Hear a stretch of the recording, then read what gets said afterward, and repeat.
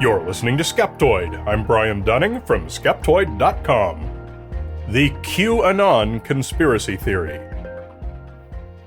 Surveys show that about a quarter of Americans are familiar with the QAnon conspiracy theory, and that's a staggering number of people. What began as a few random and childishly implausible posts on an obscure internet message board, favored by porn enthusiasts, racists, and other fringe extremists, has grown into a very serious political movement in just a few years. Today we're going to shine our skeptical light into the darkest corners of the internet to illuminate the QAnon conspiracy theory, one of the most fascinating developments that will grace the pages of sociology textbooks for decades to come. During the 2016 U.S. presidential campaign, in which Donald Trump ultimately defeated Hillary Clinton, a number of anons, a term for people posting to the internet anonymously, began to make false derogatory claims about Clinton in an effort to tilt public opinion in favor of Trump. These posters included FBI Anon, who ensured Trump supporters that Clinton would be arrested as soon as Trump was elected, and others with names such as CIA Anon, White House Insider Anon, and High-Level Insider Anon. They all claimed to be in positions of special insight and power, and all generally assured Trump voters that, should their candidate prevail, a vast wave of indictments against Democrats would follow, who would then be imprisoned at Guantanamo Bay. One such anon was Q Clearance Patriot, who first posted in a forum thread called Calm Before the Storm in October 2017. The topic of the thread was an unexplained comment made by Trump, who had by then already been elected, in which he said we were in the calm before the storm, and when asked by reporters what he was talking about, he said, "You'll find out." Well, nobody ever did, and nothing in particular ever happened that seemed to match it. It was almost certainly just another random word dump from someone well known for just saying words when he had nothing particular to say. But this was the world's introduction to Q. Q clearance is an actual thing. It's the highest security clearance level at the U.S. Department of Energy, equivalent to a top secret clearance at the Department of Defense. And there's no secret about this or other clearance levels. Their existence and meaning is public information. But whoever might hold them, or what classified information they have access to, is another matter. Q claimed to be such an individual, and although the predictions of indictments and storms that he made turned out to be as baseless as those made by FBI Anon and all the other Anons, for some reason, Q is the one who gained traction. Before long, Q had a vast following, mainly among people who longed to see far-right values take over in Washington. Q's posts just seemed to hit the right nerve. The world of QAnon is one in which Trump is a lone heroic warrior, the only person strong enough to take a stand against a nebulous entity they call the Deep State. The Deep State is a secret shadow government, led by Hillary Clinton, Barack Obama, philanthropist George Soros, and others, existing to facilitate unspecified corruption and, hold on to your hats, their global pedophilia ring. In the QAnon world, the U.S. Democratic Party, the Deep State, and pedophilia are essentially synonymous. The added element of pedophilia brings validation to those on the far right who see the left as the cause of all of their problems, and can now also justifiably cast it as the ultimate evil. The conspiracy theory appeals most to those who see themselves as marginalized and victimized, and they seek to retake power through Trump, who they see as a messianic outsider untainted by deep state corruption. In many ways, the internet commenter calling himself Q is not the cause of anything. Rather, the widespread, earnest acceptance of the ideas he expresses is an inevitable symptom of the frustration felt by QAnon believers who see themselves as marginalized in the post-Obama era, smoldering in the ruins following the wave of progressive values that had swept across the nation for 8 years.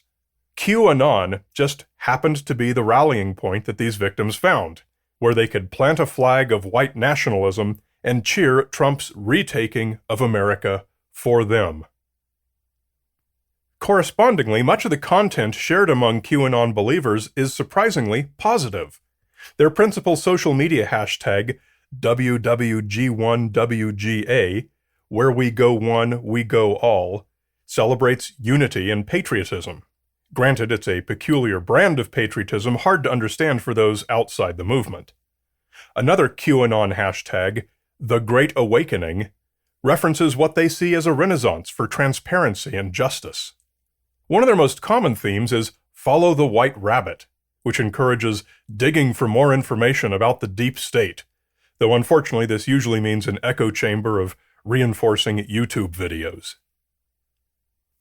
But while adherents see themselves as heroes in pursuit of the ultimate good, the FBI and others do not.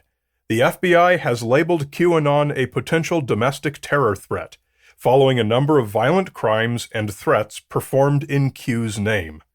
In 2018, a heavily armed man blocked the road over Hoover Dam with an armored van, demanding the release of information he believed Q had revealed.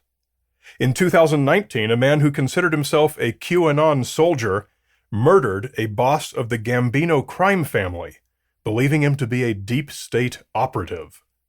Also in 2019, a woman was arrested after conspiring with other QAnon believers to kidnap an unnamed person to protect them from Satan-worshipping pedophiles, whom they planned to attack during the raid.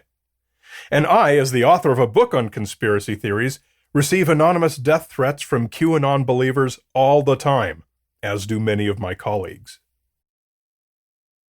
Obviously, the very idea that Q could be an actual person with Q clearance, actually posting government secrets to the internet, is so ludicrous as to be comical. Revealing top-secret information is extremely illegal, and it would be trivial for federal law enforcement to track down whoever is making these posts, especially if their pool of suspects was as small as the tiny number of people with Q clearance. Any real person at that level in government would probably never have advanced to their current position if they were in the habit of freely posting classified information to the internet. If we allow the equally ludicrous prospect that the Q persona is a deliberate disinformation campaign in the Trump administration, then what is there to be gained? Making yourself look foolish with failed predictions? Nothing about it makes any sense at all. Yet, as we see, the total implausibility of QAnon has had little impact on its penetration into the far right. In the 2020 U.S. election, at least 60 candidates running for Congress had expressed their belief that QAnon is real. Substantial academic research has sought to answer the question of why sane, smart people believe irrational conspiracy theories. And it's a subject we've covered many times right here on Skeptoid. The tendency to perceive evil threats conspiring against good people is deeply rooted in our human brains and always has been, ever since our earliest primitive days when a certain amount of native paranoia resulted in just enough incremental hazard avoidance that natural selection embedded it into our genes. Today, we see that the more you feel you're not in control of your life, the more likely you are to believe there's a conspiracy against you. The more anxious or worried about it you get, the stronger this tendency becomes. Presidents Trump and Obama were about as polar opposites as two human beings can be. So the more a person feels slighted by one, the more likely they are to jump aboard a bandwagon glorifying the other. Nevertheless, somewhere there is an actual person typing Q's posts into a computer. And he's real. He's not the figment of an overactive pattern matching engine in someone's ape brain. So inevitably, we're forced to ask, who is Q? Who is the person or group of people making these posts? While there's never been a serious suggestion that he actually is who he claims to be, an active government operative with Q-level clearance who is freely allowed to publicly post classified information to the internet, there has been at least one interesting piece of evidence suggesting that Q is a deliberate hoax.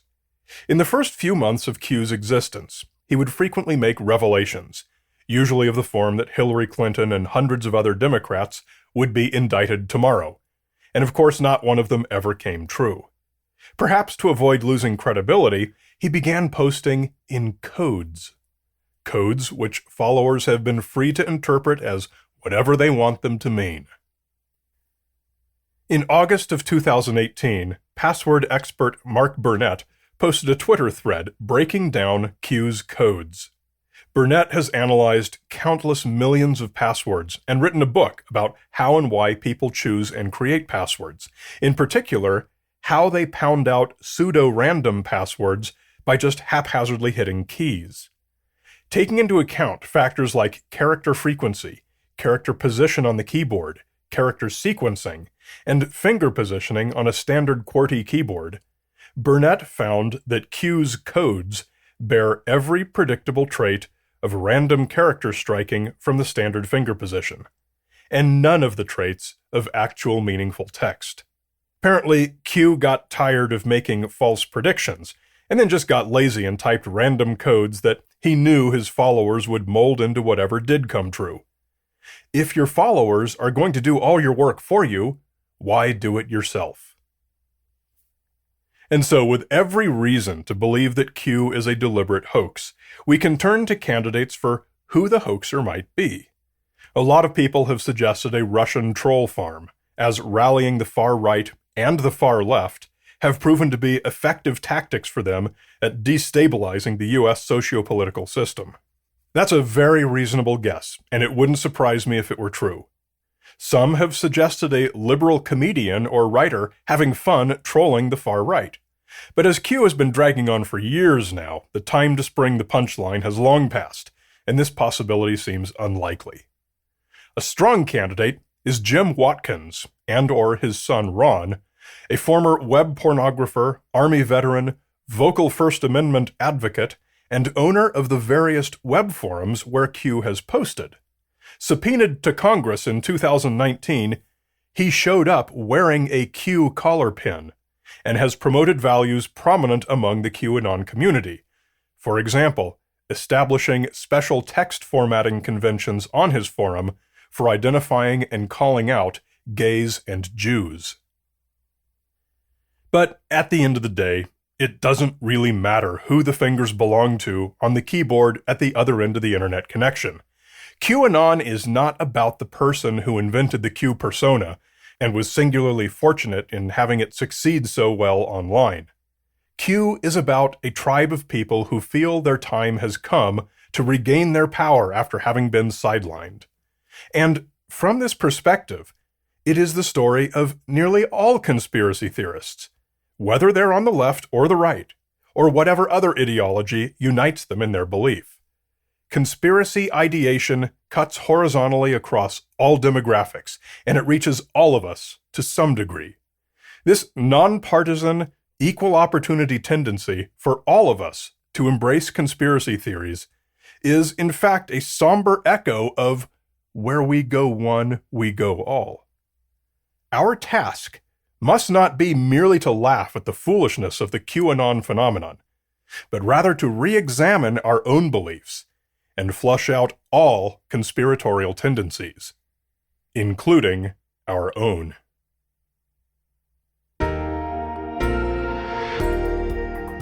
A great big Skeptoid shout-out to premium supporters Mr. Anderson, Mike Parker, Tim Condon, and Craig Paydar.